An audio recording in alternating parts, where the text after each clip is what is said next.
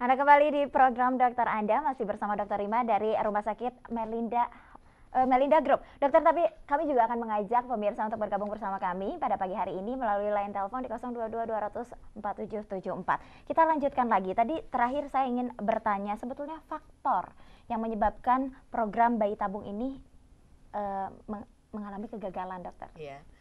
Jadi program bayi tabung ini misalnya, dok ini dijamin misalnya 100% berhasil, tidak ya. Ini meningkatkan kemampuan kehamilan biasanya sekitar 40-50%. Apa saja yang bisa menggagalkan program bayi tabung? Banyak sekali faktornya ya. Misalnya dari pihak prianya, setelah dia operasi ternyata spermanya tidak kunjung membaik misalnya gitu, atau kadang-kadang di produknya sendiri, di buah zakarnya sendiri nggak ketemu spermanya karena misalnya underlying disease, misalnya dia ada diabetes atau apa ya, atau ada penyakit yang sifatnya genetik misalnya seperti itu.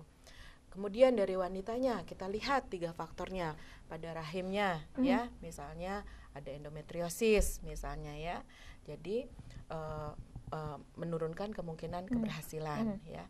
Kemudian kalau kista atau miom itu biasanya sudah ditapis dari awal ya, biasanya itu jarang mengganggu. Dokter, maaf saya potong, masalah kista, ada beberapa dokter yang mengatakan bahwa kista nanti hilang kok kalau hamil, kista nggak terlalu bahaya kok, katanya setiap perempuan juga memang ada kista, tergantung kistanya yang seperti apa. Nah ini apakah memang seserius itukah bahwa program bayi tabung bisa gagal karena faktor kista sendiri?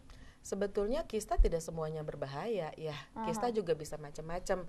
Kista ada yang kita sebut kista fungsional, biasanya kita tidak lakukan tindakan apa-apa. Ya, biasanya yang biasa kita lakukan tindakan itu misalnya kista endometriosis. Baik, Dokter Rima, kita tahan dulu, ada penelpon yang bergabung bersama kami. Terputus, kita lanjutkan lagi, dokter. Gitu. Kemudian kita lihat saluran telurnya ya. Sebetulnya kalau pada bayi tabung sendiri kita tidak membutuhkan saluran telur ya, hanya saja kalau misalnya saluran telurnya ada cairan, mungkin kita harus ambil dulu cairannya, kita buntukan gitu ya.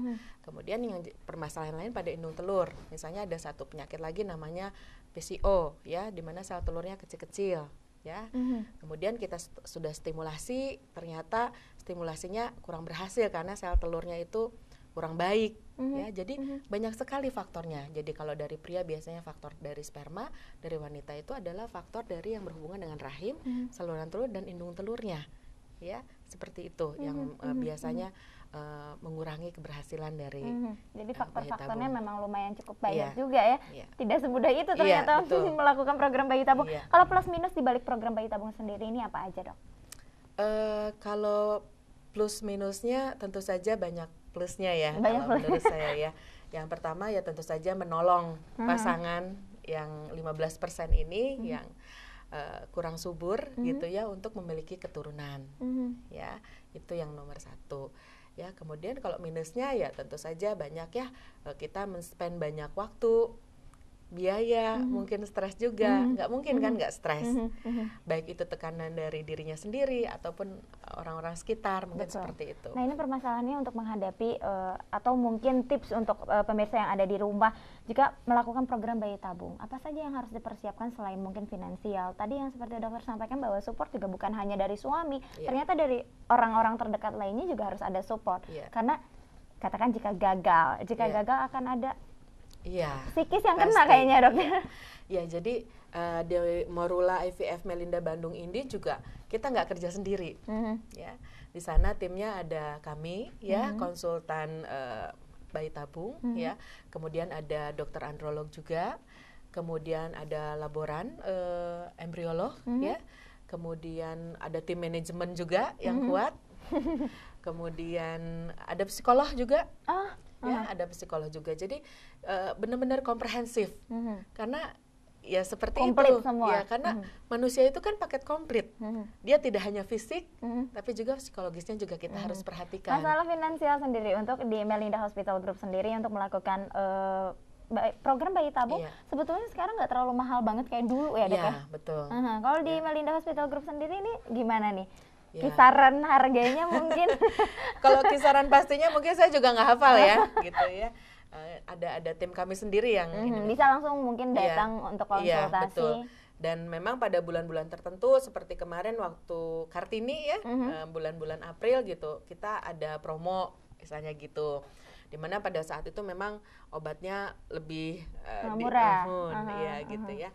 Kemudian ada bulan-bulan saya nggak hafal, mungkin bisa dihubungin langsung bisa langsung datang aja ya. Iya. Oke, mungkin itu. Terakhir saran dari dokter untuk pasangan suami istri di rumah yang masih menantikan buah hati, apa saja yang mungkin bisa tips mungkin atau saran supaya segera mungkin mendapatkan keturunan? Bagi pasangan-pasangan yang mendambakan keturunan, setelah Anda menikah mungkin bisa dicoba 2-3 kali berhubungan dalam 1 minggu ya. Apabila 1 tahun misalnya belum hamil juga, sebaiknya segera berkonsultasi ya, segera mencari tahu permasalahannya apa pada klinik-klinik atau dokter yang istilahnya berbasis ilmiah ya. Jangan menghabiskan waktu dan uang untuk berobat ke tempat-tempat yang tidak berbasis ilmiah. Saya rasa seperti itu. Sehingga penyebabnya bisa segera diketahui dan dievaluasi, kemudian dicarikan solusinya. Ya, jadi tidak menghabiskan waktu dan biaya yang tidak perlu. Betul. Saya rasa seperti itu. Jadi memang juga support dari suami penting, ya, support dari support istri, suami, pasangan, ya, keluarga itu sangat penting. Betul, karena permasalahan ini bukan hanya perempuan yang salah ya dokter ya, tapi harus dicek terlebih dahulu. Konsultasikan langsung saja datang ke Melinda Hospital Group ya. Betul. Baik pemirsa, usai sudah kami menemani Anda dalam dialog kesehatan hari ini. Terus saksikan dokter Anda setiap Senin hingga Rabu pukul 9 pagi hanya di iDeals. Setelah ini rekan saya Basayu Putri akan membantu dialog Ainus Jabar. Saya Junior Atmaja bersama kru yang bertugas mengucapkan terima kasih dan jangan lupa ingin sehat, selalu ingat dokter Anda. Sampai jumpa.